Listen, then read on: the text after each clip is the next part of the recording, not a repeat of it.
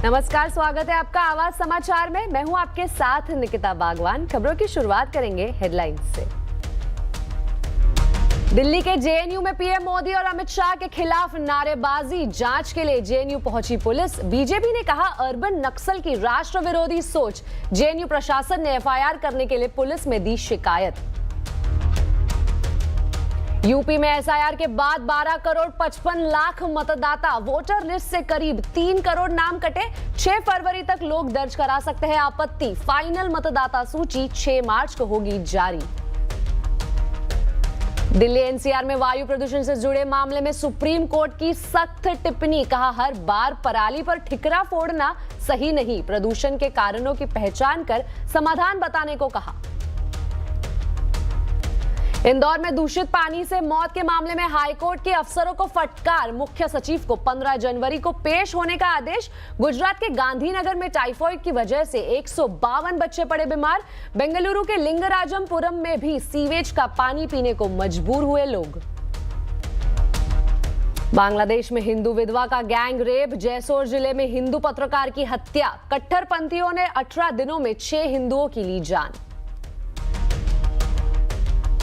Nifty weekly expiry पर बाजार में दबाव। सेंसेक्स निफ्टी गिरावट के साथ बंद। निफ्टी बैंक निचले स्तर से सुधरा। मिड कैप स्मॉल कैप शेयरों में दिखा दबाव।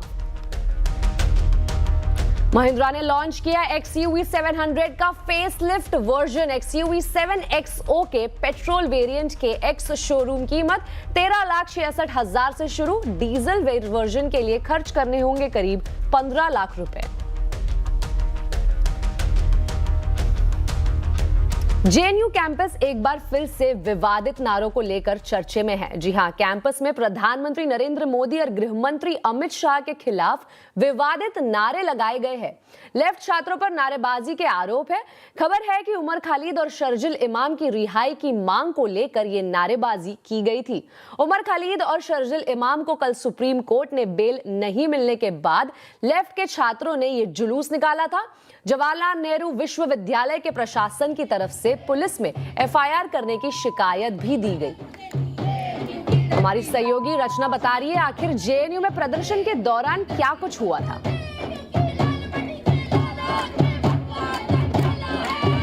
कल ये जो प्रोटेस्ट हुआ था उसमें आपको बता दें कि यहाँ पर जो वामपंथी दल है उसकी तरफ से दानिश जो कि सेक्रेटरी हैं, उसके साथ जॉइंट सेक्रेटरी सुनील यादव थे और एक गौरी नाम की छात्रा थी। तो इन लोगों को जो वीडियो में उनको देखा भी जा सकता है, उसके साथ उनके झंडे भी नजर आ रहे हैं। और एबीवीपी के स्टूडेंट भी हैं हमारे साथ। गौरव जो कि कार्यकर्ता है, उनसे भी बात करेंगे। गौरव, किस तरीके से इसकी शुरुआत हुई और अब आगे क्या होने वाला है?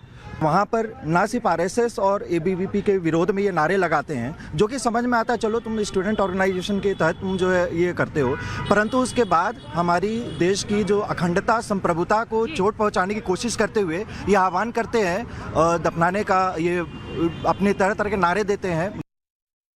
वहीं केंद्रीय मंत्री गिरिराज सिंह ने जेएनयू पर बड़ा बयान दिया है। गिरिराज सिंह ने कहा है कि ऐसे स्लोगन बोलने वालों के खिलाफ देशद्रोही का मुकदमा होना चाहिए।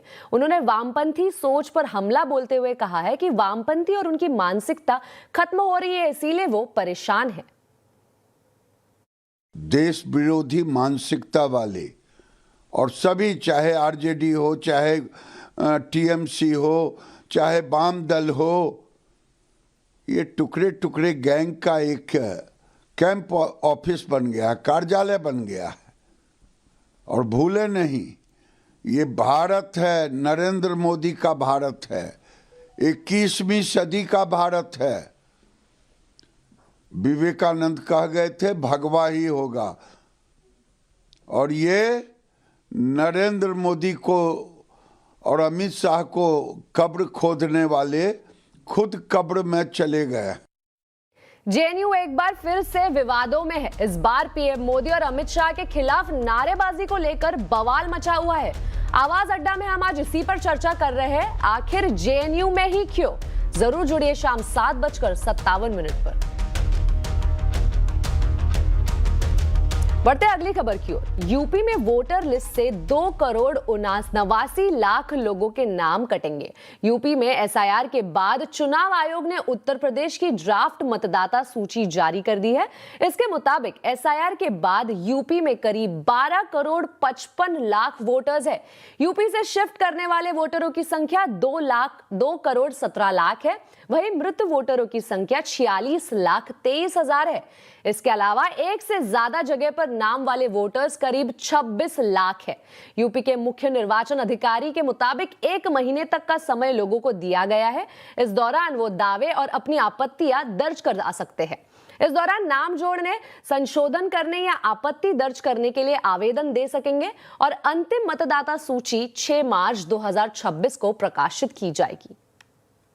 आज 6 जनवरी को हम लोग इस ड्राफ्ट इलेक्टोरल रोल को हमने पब्लिश किया है और इसके जो मुख्य निष्कर्ष हैं कि हमारा इसका नेट रिजल्ट ये निकला कि जो 15,44,30,092 मतदाता थे, वो उनमें से जिनके गणना प्रपत्र जो रह रहे हैं उत्तर प्रदेश में जीवित हैं, या तो स्वयं ने हस्ताक्षर करके दिया या उनके परिवार के किसी वयस्क सदस्य।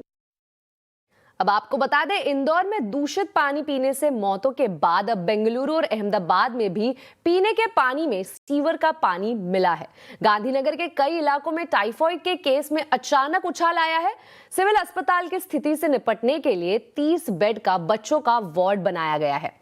वहां पेयजल के पाइपों में कम से कम 7 जगह लीकेज और सीवेज वाटर मिला है। जिला कलेक्टर के मुताबिक लीकेज को ठीक किया जा रहा है और उसके बाद पानी की सप्लाई सही निकल रहे हैं। 1-2 दिन में इस पर नियंत्रण कर लिया जाएगा। वहीं बेंगलुरु में लिंगराजमपुरम इलाके में पिछले कुछ महीनों में डायरिया के मामले बढ़े हैं, लेकिन पिछले 1 हफ्ते में मामले तेजी से बढ़े और लोगों को पानी पर शक हुआ। करीब 50 घरों के लोग 1 हफ्ते से पाइप का पानी पी रहे हैं। कई बार शिकायत के बाद स्थानीय प्रशासन ने जांच की और पीने और सीवेज का पानी मिलने की बात स्वीकार की। स्थानीय लोगों के मुताबिक अधिकारी कई जगह गड्ढे खोद रहे हैं, लेकिन अभी तक लीकेज वाली जगह मिली नहीं है। इंदौर के भागीरथपुरा में दूषित पानी से मौत मामले में हाईकोर्ट ने अफसरों को फटकार लगाई है और कहा है कि इस घटना से शहर की छवि को नुकसान हुआ है। वहीं गांधीनगर में भी प्रदूषित पानी पीने से कई सारे बच्चे बीमार पड़ गए हैं। गांधीनगर सिविल हॉस्पिटल सुपरिटेंडेंट ने इस पर कुछ कहने से साफ इनकार कर दिया, लेकिन हमारे संवाददाता केतन जोशी ने बच्चे जहां एडमिट है उस वार्ड में जाकर स्थिति का जायजा लिया। इस वक्त मैं गांधीनगर के सिविल हॉस्पिटल में मौजूद हूं और इस वार्ड में कई सारे बच्चे हैं जो कि कहा जा रहा है कि प्रदूषित पानी पीने से यहां उनकी हालत है वो बिगड़ गई है।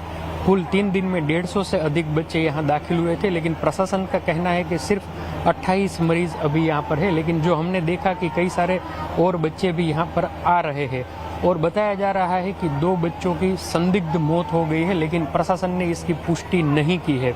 अभी यहाँ पर इस तरह के 4 वार्ड है वो बनाए गए हैं और जितनी हो सके उतनी अच्छी और जल्दी ट्रीटमेंट देने का भी प्रशासन यहाँ पर दावा कर रहा है। तो हम उम्मीद करते हैं कि बच्चे जल्द से जल्द स्वच्छ हो जाए, स्वस्थ हो जाए। साथ ही साथ जो पीने के पानी की लाइन है उनको भी प्रशासन है वो जल्दी से जल्दी चेंज करे, ताकि ये जो आंकड़ा संदिग्ध मौत का आंकड़ा है वो भी आगे न बढ़े और बच्चे है वो शीघ्र अतिशीघ्र अपने घर जाकर स्वस्थ रहे। केतन जोशी, गांधीनगर। बढ़ते अगली खबर की ओर। सुप्रीम कोर्ट ने दिल्ली में वायु प्रदूषण के मामले पर सख्त टिप्पणी की है। सुप्रीम कोर्ट ने कहा है कि हर बार पराली पर ठिकरा फोड़ना सही नहीं है। कोर्ट ने प्रदूषण के कारणों की पहचान कर समाधान बताने को कहा है। सुप्रीम कोर्ट ने क्या कहा है, बता रहे संवाददाता असीम मनचंदा। दिल्ली एनसीआर में प्रदूषण की स्थिति पहले की तरह बनी हुई है। इस मामले को लेकर के आज सुप्रीम कोर्ट में सुनवाई हुई थी। सुप्रीम कोर्ट में सुनवाई के दौरान commission for air quality management ने 2 महीने का एडजमेंट मांगा, लेकिन सुप्रीम कोर्ट ने उन्हें फटकार लगाई। सुप्रीम कोर्ट ने कहा कि आपने 2 जनवरी को बैठक की थी, लेकिन उसके बाद भी आप समय की मांग कर रहे हैं। आप अपनी ड्यूटी पूरी करने में पूरी तरह से विफल रहे हैं। आप अगले 15 दिनों के अंदर एक्सपर्ट्स की एक बैठक कीजिए, बताइए कि दिल्ली में पोल्यूशन करने वाले कौन कौन से कारक हैं। इसके उसके लॉन्ग टर्म सोल्यूशन कौन से हो सकते हैं। जो हैवी व्हीकल्स है वो दिल्ली में प्रदूषण फैला रहे हैं, आपने उनको रोकने के लिए अब तक क्या किया है। तो सुप्रीम कोर्ट ने फिलहाल एक्सपर्ट्स को कहा कि आप 15 दिन के अंदर आप बैठक कीजिए और जो जो कारक है पोल्यूशन के उसकी रिपोर्ट बनाइए और रिपोर्ट को पब्लिक डोमेन के अंदर डाल दीजिए ताकि लोगों को पता चल सके कौन कौन से कारणों से प्रदूषण हो रहा। अब सुप्रीम कोर्ट इस मामले की सुनवाई 2 हफ्ते के बाद एक बार फिर करेगा। अब एक नजर आज के बाजार पर। आज निफ्टी वीकली एक्सपायरी पर बाजार में दबाव दिखा है। सेंसेक्स निफ्टी गिरावट के साथ बंद हुए। बाजार में आज कैसे रहा है कारोबार, बता रहे हैं आशीष चतुर्वेदी।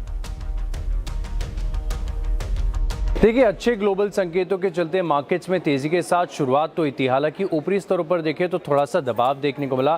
खास बात यह भी है कि आज निफ्टी के कॉन्ट्रैक्ट्स की वीकली एक्सपायरी, ऐसे में आमतौर पर थोड़ा सा उतार चढ़ाव मार्केट में रहता ही है, लेकिन बहुत सारे स्टॉक्स हैं जो अपने ऑपरेशनल नंबर्स पर रिएक्ट कर रहे हैं। ज़्यादातर बैंक्स के नंबर्स आ चुके हैं और कंज्यूमर सेंट्रिक कंपनीज की तरफ से भी देखें तो आंकड़े अच्छे देखने को मिले। लेकिन आज का मार्केट आप देखें तो ऑफ हाइज का एक्शन वाला था और इनमें से सबसे ज़्यादा देखिए एक्शन आपको नजर आया ट्रेंड में, जहां पर दिन के दौरान ऑलमोस्ट आप ये समझ लीजिए कि 10% की गिरावट नजर आई।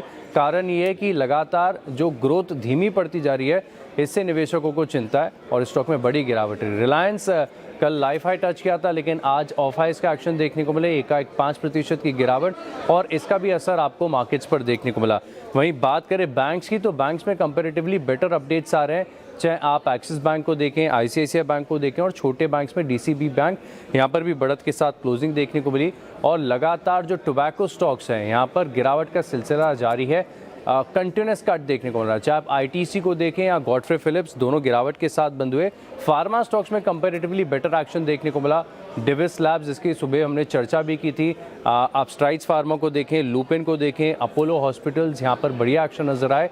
लेकिन साथ में मेटल स्टॉक्स हैं जहाँ पर दोनों तरफ के मूव्स हैं। अगर आप बेस मेटल्स को देखें, जैसे नाल्को, हिंदुस्तान कॉपर, हिंदुस्तान जिंक, हिंडाल्को, इनमें तो तेज़ी देखने को मिली। लेकिन खबरों के चलते स्टील स्टॉक्स में ऑफ हाइज का एक्शन नजर आए। टाटा स्टील है, सेल है, जेएसडब्ल्यू स्टील जैसे स्टॉक जो है ऊपरी तरफ से यहाँ पर थोड़ा सा दबाव नजर आया। तो रिलायंस इंडस्ट्रीज में आज 4.5% की गिरावट देखी गई है। दरअसल रिलायंस इंडस्ट्रीज ने देर रात बयान जारी कर ब्लूमबर्ग की रिपोर्ट को पूरी तरह से नकार दिया है। रिलायंस इंडस्ट्रीज ने ब्लूमबर्ग की रिपोर्ट को गलत बताया है। इस पर पूरी डिटेल्स बता रहे हैं यतिन मोहता। देखिए, जिस तरीके से रिलायंस इंडस्ट्रीज के स्टॉक में आज प्रेशर है, ब्लूमबर्ग की जो न्यूज़ रिपोर्ट थी और जो मिस रिपोर्टिंग ब्लूमबर्ग ने की है, उसका शायद प्रेशर काउंटर पे अभी भी बना हुआ है। हालांकि कंपनी ने ब्लूमबर्ग की रिपोर्ट पे सफाई देते हुए कहा है कि ब्लूमबर्ग की जो न्यूज़ रिपोर्ट ये सजेस्ट कर रही है कि 3 रशियन तेल से भरे जहाज़ जामनगर रिफाइनरी के लिए रवाना हुए हैं और रिलायंस अभी भी रशियन तेल खरीद रही है। इन खबरों का खंडन करते हुए रिलायंस इंडस्ट्रीज ने बयान दिया है। करंटली अगर हम देखें तो रशियन ऑयल की खरीदारी पे अमेरिका ने सैंक्शंस लगाए हुए हैं और कहीं ना कहीं अगर आप रशिया के तेल का इंपोर्ट करते हैं अपनी रिफाइनरीज में, तो उससे शायद यूएस सैंक्शंस का भी रिस्क होता है। तो इस सारी अटकलों के बीच में रिलायंस की एक बड़ी क्लैरिफिकेशन आई है, जहां उन्होंने कहा है क्लियरली कि कोई रूस का तेल रिलायंस इंडस्ट्रीज अभी करंटली इंपोर्ट नहीं कर रहा है। इनफैक्ट कोई भी कार्गो अभी पिछले 3 हफ्तों में आया नहीं है और कोई भी जनवरी में रशियन ऑयल की डिलीवरी रिलायंस इंडस्ट्रीज के जामनगर रिफाइनरी में नहीं आई है और ना आने वाली है। तो कहीं ना कहीं इस खबर के खंडन के बावजूद स्टॉक में आपको प्रेशर देखने को मिल रहा है, लेकिन क्लियरली रिलायंस इंडस्ट्रीज ने इस रिपोर्ट जो ब्लूमबर्ग ने पब्लिश की है, इसको कहा है कि ये गलत तरीके से इमेज को टार्निश करने वाली न्यूज़ पब्लिकेशन है और इस रिपोर्ट को पूरी तरीके से उन्होंने खारिज किया है। अब आपको बता दें, AMFI यानी association of mutual funds in India ने मार्केट कैप के लिहाज से शेयरों की नई लिस्ट जारी की है। ये बदलाव 1 फरवरी से लागू होंगे। इस पर पूरी डिटेल्स बता रहे हैं आशीष चतुर्वेदी। देखिए, साल में 2 बार एम्फी रीक्लासिफिकेशन करता है मार्केट कैप के लिहाज से। कौन सा स्टॉक मिड कैप कहलाएगा, स्मॉल कैप और कौन सा लार्ज कैप, इसकी परिभाषा है। अभी फिलहाल के लिए ये लिस्ट आ चुकी है जो कि 1 फेब से लागू हो जाएगी। मार्केट को काफी हद तक अंदाजा लग चुका था, तो क्राइटेरिया क्या होता है और लिस्ट क्या, ये आपके सामने रख देता हूं। सबसे पहले आप देखिए कि लार्ज कैप के लिए पहले परिभाषा ये थी कि जितनी भी कंपनी जिनका मार्केट कैप 92,000 करोड़ से ऊपर का है, इन्हें लार्ज कैप कहा जाएगा। लेकिन अब इसमें थोड़ा सा इंक्रीज है, 1,05,000 करोड़ से ऊपर वाली जितनी कंपनीज हैं इन्हें लार्ज कैप कहेंगे। सिमिलरली मिड कैप में जो पहले कट ऑफ था 30,700 करोड़ का, अब इसे थोड़ा सा बढ़ा दिया गया है, 34,800 करोड़ कर दिया। अब बहुत सारे चेंजेस हैं, बहुत सारे स्टॉक्स आप देखें तो रिशफल हुए हैं। अब लार्ज कैप में एंट्रेंस के लिहाज से मुथूट फाइनेंस आपको नजर आएगा, HDFC, AMC, Cummins, Canara bank और हीरो मोटोकॉर्प। वैसे बहुत लंबी लिस्ट है, लेकिन कुछ चुनिंदा नाम ही मैं आपके सामने रख रहा हूँ। सिमिलरली आप लार्ज कैप से मिड कैप की तरफ रुक कर सकते हैं, तो इसमें REC, united spirits, Indostar, Jindal steel और श्री सीमेंट जैसे नाम आते हैं। वही मिड कैप में नई एंट्री, और ये सभी हाल ही की लिस्टिंग, नए IPOs हैं जिनकी लिस्टिंग हुई थी, grow, Meesho, Lenskart, HDB financials और फिजिक्स वाला, ये सीधे मिड कैप में एंट्री कर रहे हैं। वही मिड कैप से स्मॉल कैप की तरफ जो ट्रांजिशन हुआ, इसे थोड़ा सा आप मार्केट कैप के लिहाज से डाउनग्रेड भी समझ सकते हैं। सोना BLW है, Gujarat gas, LIC housing finance, वहीं स्मॉल कैप से मिड कैप की ओर, यानी अब मिड कैप के जो फंड मैनेजर्स हैं यहाँ पर खरीदारी कर सकते हैं। एंड्योरेंस टेक्नोलॉजीज, पूनावाला फिनकॉर्प और अपार इंडस्ट्रीज जैसे स्टॉक्स, यानी बहुत ढेर सारे बदलाव है, कुछ चुनिंदा आपके सामने। सरकार कुछ जिलों के अंदर चांदी की हॉलमार्किंग अनिवार्य करने की तैयारी कर रहे हैं। कुछ बड़े ज्वेलर्स के साथ इसका पायलट प्रोजेक्ट जल्द ही शुरू हो सकता है। इस पर BIS के DG संजय गर्ग से बात की हमारे संवाददाता असीम मनचंदा ने। हमारे साथ ऐसा BIS के DG संजय गर्ग के साथ सबसे पहले तो सिल्वर ज्वेलरी की हॉलमार्किंग के बारे में जानना चाहेंगे, कब तक वो मैंडेटरी आप हम इसको तो देख सकते हैं? सिल्वर हॉलमार्किंग अभी वॉलंटरी बेसिस पे शुरू किया है और 1 सितंबर से HUID उसमें लगाना शुरू किया है। अभी कुछ चैलेंजेस हैं, क्योंकि अभी गोल्ड हॉलमार्किंग का भी सिस्टम जो है, जैसा आप लोगों को पता है कि हालांकि थ्योरेटिकली 50-55% डिस्ट्रिक्ट्स में है, but practically it is covering almost 70% of the country geographically. Pilot project होता हुआ हम देख सकते हैं इसका पायलट मतलब वॉलंटरी बेसिस पे तो चल ही रहा है। अब इशू है खाली उसको मैंडेटरी करने का। तो maybe with some districts we can start it, जहाँ पे कि इंफ्रास्ट्रक्चर वगैरह है। इंफ्रास्ट्रक्चर का भी इशू है, क्योंकि सिल्वर हॉलमार्किंग जो है उसका प्रोसेस अलग है। उसका प्रोसेस थोड़ा सा और गोल्ड हॉलमार्किंग से ज़्यादा वो है, TDS है।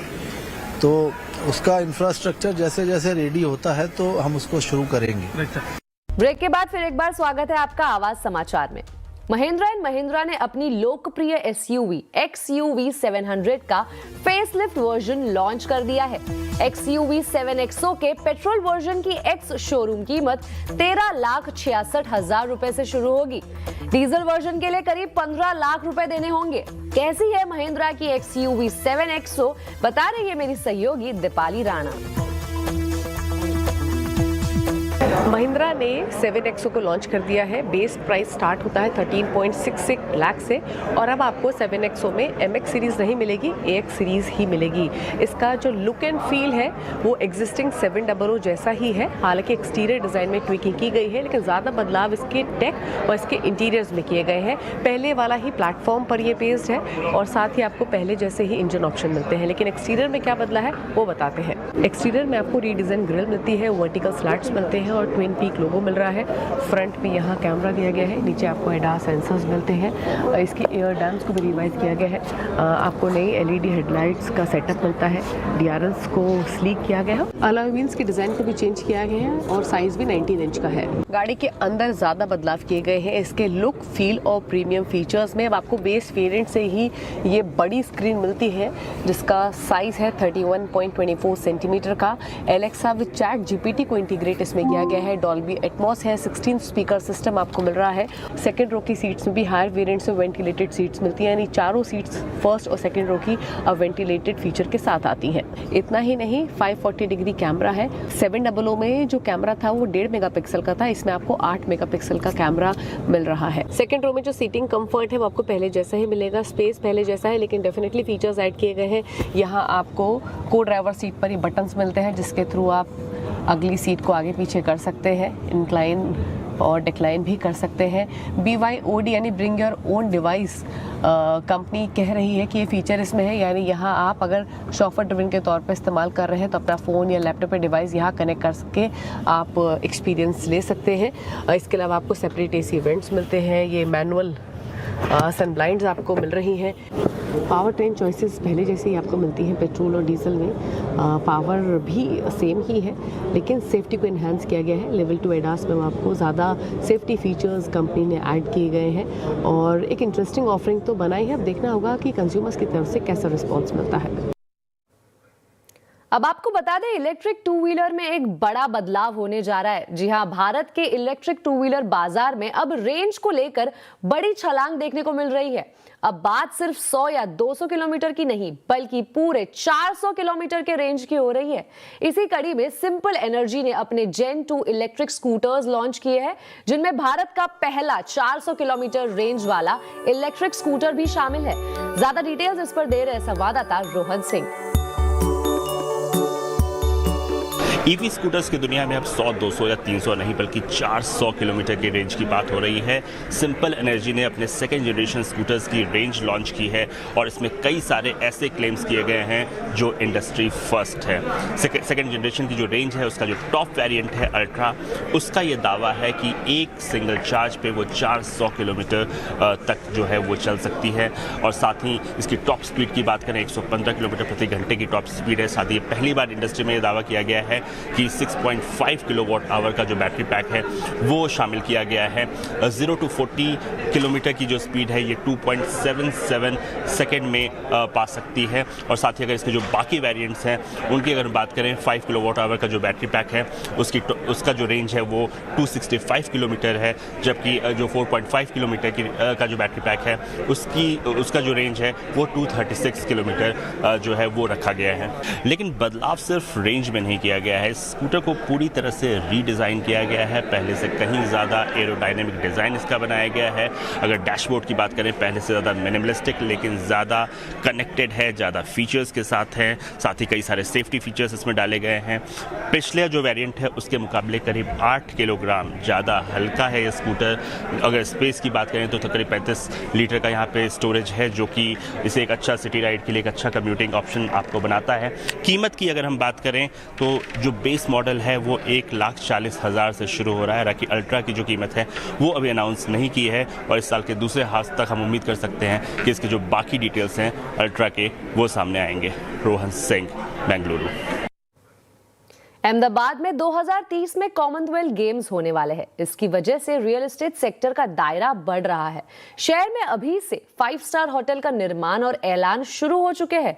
देखिए ये रिपोर्ट। अहमदाबाद का प्रॉपर्टी मार्केट ठंडा पड़ा हुआ था, लेकिन जैसे ही कॉमनवेल्थ गेम्स की घोषणा हुई तो करोड़ों के निवेश आने लगे। अहमदाबाद में 10 5 स्टार होटल का ऐलान हो चुका है और अभी ये सिलसिला जारी रहेगा। अहमदाबाद में कॉमनवेल्थ अनाउंस हो गया है एंड सब लोग को लग रहा है कि ओलंपिक्स भी आने के बहुत ज़्यादा चांसेस है। तो विद दैट इंफ्रास्ट्रक्चर को बहुत बड़ा पुश मिला है in this city and us as a group हम लोग ने ऑलरेडी एक होटल प्रोजेक्ट लॉन्च कर लिया है which is in billionaire street. वहाँ पर we have already tied up एक इंटरनेशनल ब्रांड के साथ एक लग्जरी 5 स्टार होटल के लिए with more than 200 rooms. Ahmedabad में करीब 2500 करोड़ के निवेश से 2000 कमरों के साथ 10 लग्जरी होटल बनेंगे। 2028 में बुलेट ट्रेन और 2030 में कॉमनवेल्थ और उससे पहले कई अंतर्राष्ट्रीय समारोहों की मेजबानी अहमदाबाद करने वाला है। क्रेडाई गुजरात का कहना है कि इसको बड़ा अवसर मानकर होटल इंडस्ट्री पर तुरंत पॉलिसी की घोषणा करनी चाहिए। अहमदाबाद के अंदर जो कॉमनवेल्थ आ रहा है वो प्राउड का मूवमेंट है, इसलिए रिवर फ्रंट से लेके पूरे सराउंड्स ऑफ अहमदाबाद में अच्छे अच्छे लोकेशन पे अपने होटल्स आ रहे हैं और अच्छा है। लेकिन हमारी एक एज क्रेडाई गुजरात हमारी रिक्वेस्ट यही है और सरकार बहुत पॉजिटिव है और होटल पॉलिसी के ऊपर काम कर रही है और हमें होप है कि टिल मार्च अप्रैल तक एक अच्छी होटल पॉलिसी भी आएगी जिससे होटल इंडस्ट्री को काफ़ी अच्छा बूस्ट मिलेगा। गुजरात औद्योगिक रूप से भी आगे बढ़ रहा है, तब लग्जरी होटल की डिमांड आगे और भी बढ़ने वाली है। कॉमनवेल्थ अहमदाबाद के लिए अवसर है। ऐसे में अगर अच्छी पॉलिसी आती है तो न केवल हजारों करोड़ का नया निवेश आएगा लेकिन रोजगार के भी कई सारे मौके पैदा हो सकते हैं। केतन जोशी, अहमदाबाद। अब आपको बता दें बांग्लादेश में हिंदुओं के खिलाफ अत्याचार थमने का नाम नहीं ले रहा है। बांग्लादेश में हिंदुओं को बार बार टारगेट किया जा रहा है। पिछले 24 घंटे में बांग्लादेश में 2 हिंदुओं का मर्डर हो गया है। सवाल उठाए जा रहे हैं कि क्यों बांग्लादेश में हिंदुओं को चुन चुनकर मारा जा रहा है। मोहम्मद यूनुस के शासन में बांग्लादेश किस तरह हिंदुओं की कत्लगाह बनता जा रहा है और कैसे कट्टरपंथी बांग्लादेश में पूरी तरह बेलगाम हो चुके हैं, इसकी डराने वाली तस्वीरें हर रोज बांग्लादेश से आ रही हैं। पिछले 24 घंटे में 2 और हिंदुओं को कट्टरपंथियों ने अपना निशाना बनाया। 5 जनवरी को जशोर के मणिरामपुर में हिंदू पत्रकार राणा प्रताप बैरागी की गोली मारकर और गला रेतकर हत्या कर दी गई। तो वहीं नरसिंदी इलाके में एक किराना कारोबारी पर धारदार हथियारों से कट्टरपंथियों ने हमला किया। इस हमले में वो बुरी तरह घायल हो गए। अस्पताल ले जाते वक्त उनकी मौत हो गई। पिछले 1 महीने से बांग्लादेश में हिंसा और उपद्रव की ऐसी ही भयानक तस्वीरें सामने आ रही हैं। उस्मान हादी की मौत के बाद से भड़की हिंसा में पिछले 18 दिन में अब तक 6 हिंदुओं की हत्या हो चुकी है। 18 दिसंबर को दीपू चंद्रदास नाम के 25 साल के हिंदू युवक की ईश निंदा के आरोप में बुरी तरह पिटाई के बाद शरीर पर पेट्रोल डालकर आग लगा दी गई। 24 दिसंबर को जबरन वसूली के आरोप में अमृत मंडल नाम के एक हिंदू व्यक्ति की हत्या की गई। 30 दिसंबर को ब्रजेंद्र विश्वास नाम के एक हिंदू को कट्टरपंथियों ने मजाक में गोली मार दी, जिसमें उसकी मौत हो गई। 3 जनवरी 2026 को खोकन चंद्र दास नाम के एक हिंदू को आग लगाकर जला दिया गया और इसके बाद 5 जनवरी को 2 अलग अलग इलाकों में हिंदू पत्रकार और कारोबारी की हत्या कर दी गई। लेकिन यूनुस सरकार की तरफ से इन्हें छिटपुट घटनाएं बताया जा रहा है, जो बांग्लादेश के यूनुस प्रशासन पर बड़े सवाल खड़े करता है। वहीं बांग्लादेश से इंसानियत को शर्मसार करने वाली एक और बड़ी खबर सामने आई है, जहां एक हिंदू विधवा महिला का रेप किया गया। इतना ही नहीं, आरोपियों ने रेप के बाद पीड़ित महिला को पेड़ से बांधकर बुरी तरह पीटा। यह घटना बांग्लादेश के कालीगंज इलाके की है, जिसमें पुलिस ने हसन नाम के एक आरोपी को गिरफ्तार किया है, जबकि बाकी आरोपियों की तलाश की जा रही है। आरोप है कि इस दौरान पीड़ित महिला के बाल काट दिए गए, उसके साथ मारपीट की गई और पूरी घटना का वीडियो भी बनाया गया। बड़ा सवाल यह है कि बांग्लादेश में हिंदुओं पर अत्याचार कब थमेगा?